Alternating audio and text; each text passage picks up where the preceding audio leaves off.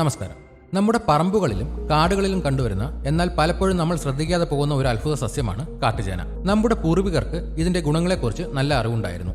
എന്നാൽ ആധുനിക കാലത്ത് പലർക്കും ഇതിനെക്കുറിച്ച് വലിയ ധാരണയില്ല. കാട്ടുചേനയുടെ ആരോഗ്യപരമായ ഗുണങ്ങളെക്കുറിച്ചും ഇത് എങ്ങനെ ഉപയോഗിക്കാമെന്നും നോക്കാം. കാട്ടുചേന എന്ന് കേൾക്കുമ്പോൾ ചിലപ്പോൾ സാധാരണ ചേനയാണോ എന്ന് സംശയം തോന്നാം.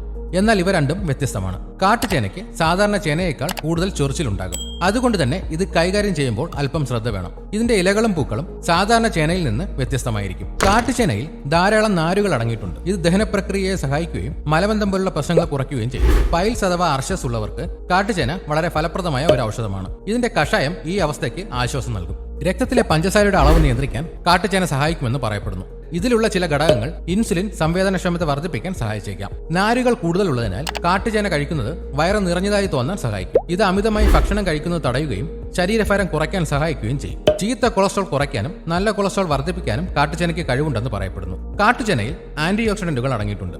ഇത് ശരീരത്തിലെ ഫ്രീ റാഡിക്കലുകളെ ചെറുക്കാനും സഹായിക്കുന്നു. അതുവഴി കോശങ്ങളെ സംരക്ഷിക്കുകയും രോഗങ്ങളെ പ്രതിരോധിക്കുകയും ചെയ്യുന്നു. Vitamin C, vitamin B6, potassium, magnesium തുടങ്ങിയ പോഷകങ്ങളും കാട്ടുചേനയിൽ അടങ്ങിയിട്ടുണ്ട്.